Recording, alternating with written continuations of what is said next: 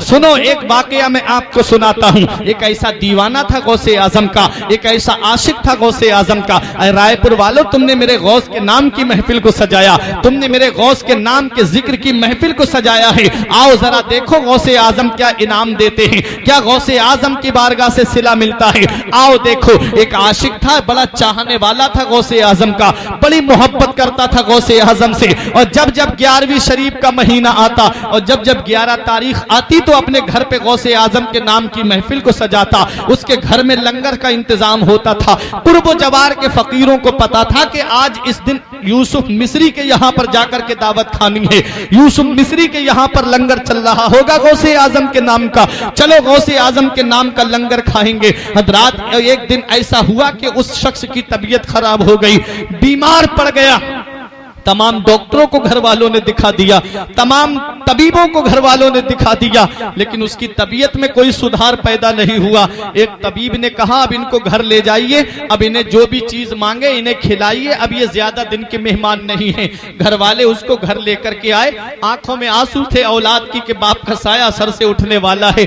बीबी रो रही थी कि मेरे शौहर का साया सर से उठने वाला है। उसने आंखें खोल के देखा, घर वाले रो रहे हैं। बोला रोते क्यों हो? कहा कि आप चले जाएंगे, आपके गम में रो रहे हैं। तो उस यूसुफ मिस्री ने कहा था, ए मेरे बेटो, ए मेरी बीबी सुन, मैं दुनिया से चला जाऊं तो क्या हुआ, लेकिन एक वसीयत करके मैं तुमसे जा रहा हूं कि मैं ये वसीयत तुमसे करके जा रहा हूं कि जो गौसे आजम के नाम की महफिल को मैंने सजाया है, जो गौसे आजम के जिक्र की महफिल को मैं अपने घर पे सजाता आया हूं, जो लंगर मेरे घर पे गौसे आजम का चलता आया है, वो लंगर कभी खत्म ना होने पाए, वो गौस की महफिल कभी भी बंद ना होने पाए। उस घर वालों ने कहा यह तरीका हम कायम रखेंगे।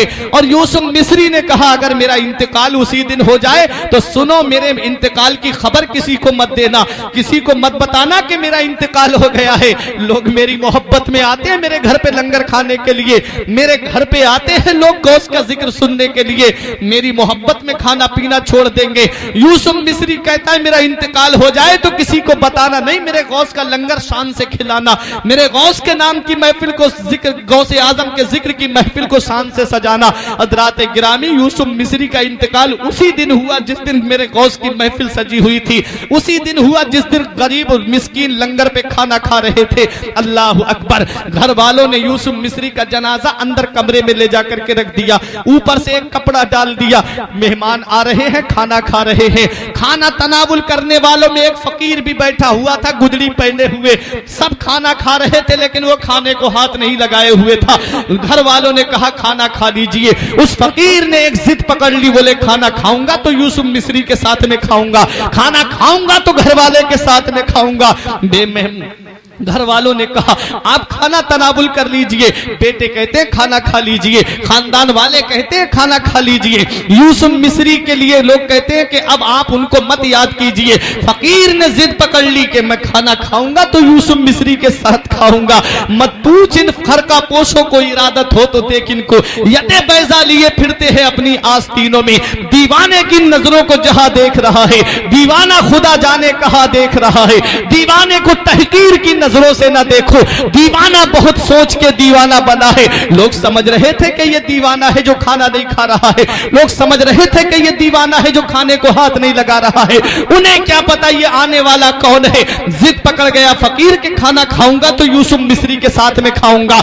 लोगों ने देखा कि और लोग भी इसकी वजह से डिस्टर्ब हो रहे हैं, इसलिए एक बेटा हाथ पकड़ करके घर के अंदर लेकर के गया और फकीर से कहता है आप जो है जिस यूसुफ मिस्री की मोहब्बत में यहाँ पर आए हैं वो अब इस दुनिया में नहीं रहे। बेटे ने आंखों से आंसू पोंछ के कहा कि अब हमारे बाप इस दुनिया में नहीं रहे। फकीर से कहा अब तो खाना खा लीजिए। फकीर ने कहा खाना खाऊंगा तो उसी के साथ में खाऊंगा, यूसुफ मिस्री के साथ में। अल्लाह अकबर। बेटे ने कपड़ा हटा के चेहरे से दिखाया, ये देखो यूसुफ मिस्री का इंतकाल हो चुका है, ये देखो यूसुफ मिस्री अब इस दुनिया में नहीं है। मेरे गौस के नाम की महफिल सजाने वालों, मेरे गौस के नाम का जिक्र सजाने वालों, वालों, ऐ मेरे गौस के नाम की महफिल में आने वालों, मेरे गौस की शान तो देखो, मेरे गौस का मकाम और मर्तबा तो देखो।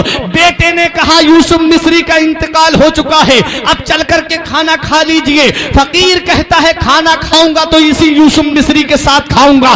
दरवाजा जब अंदर जाकर के सरहाने की तरफ खड़े हो करके फकीर ने यूसुफ मिस्री के कान में एक बात कही, ये तेरी कैसी मेहमान नवाजी है कि हमें तूने दावत में बुलाया और खुद आराम से सो गया। उठ जा अल्लाह का नाम लेकर के। इतना कहना था फकीर का कि यूसुफ मिस्री चारपाई पे उठ करके बैठ जाता है। अब एक भाई भी खामोश नहीं रहेगा। यूसुफ मिस्री उठ करके बैठ गया, कदमों पे गिर के कहता है, आप कौन है जो मेरी मदद कर रहे हैं? आप कौन है जो मेरे काम आ रहे हैं? औलाद ने अपने बाप को जिंदा देखा, बीबी ने अपने शौहर को जिंदा देखा, खानदान वालों ने अपने अजीज को जिंदा देखा। तो फकीर के कदमों पे यूसुफ मिस्री ने गिर के कहा, आप अपना नाम तो बता दीजिए। तो आने वाले फकीर ने कहा था, अरे जिस गौस के नाम की महफिल को तूने सजाया है वो बगदाद का गौसे आजम मैं ही तो हूँ, वो अब्दुल कादिर जिलानी मैं ही तो हूँ। ये अदाए दस्तगीरी कोई मेरे दिल से पूछे, ये अदाए दस्तगीरी कोई मेरे दिल से पूछे, वही आ गए मदद को मैंने जब जहां पुकारा। सरकार गौसे आजम नजरे करम खुदारा, मेरा खाली कांसा भर दो, मैं फकीर हूं तुम्हारा और ये तेरा करम है या गौस जो बना लिया है अपना। कहा मुझसे ये कमीना, कहा सिलसिला तुम्हारा। सुभान अल्लाह, सुभान अल्लाह, सुभान अल्लाह। गौसे आजम के नाम की महफिल है, ये गौसे आजम के जिक्र की महफिल है। हजरात, गौसे आजम रजी अल्लाह ताला अन्हु के नाम की महफिल को जिसने सजाया अल्लाह ताला ने उसके घर को खैर व बरकत से भर दिया। हुजूर हाफिज मिल्लत जिनका मजार मुबारकपुर अशरफिया मदरसे के अंदर है, उनके पास एक शख्स ने आकर के कहा, बहुत गरीब हूं, ये नुस्खा लिख लो। आखिरी बात बता रहा हूं, मैं खत्म करने जा रहा हूं, ये नुस्खे पे अमल कर लेना। मेरी माँ बहनें बैठी हैं, बहुत रात तक हो, रात के 2 बज रहे हैं, काफी वक्त हो गया, सुनते हुए ये नुस्खा ले जाइएगा।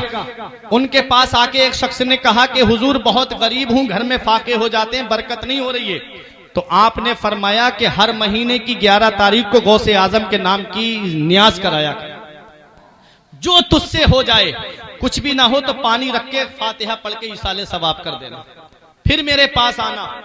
हजरात, तारीख बताती है कि वो कई महीने के बाद वापस आया तो बहुत सा नजराना लेके आया। फरमाया आपने हाफिज मिल्लत ने कि ये क्या है?